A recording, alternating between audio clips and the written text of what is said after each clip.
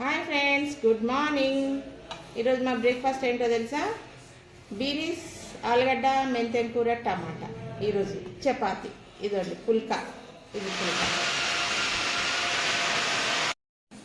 ఇదండి బీనీస్, ఆలుగడ్డ, మెంతెం కూర అండి. చూద్దాం ఎట్లా చూస్తాం.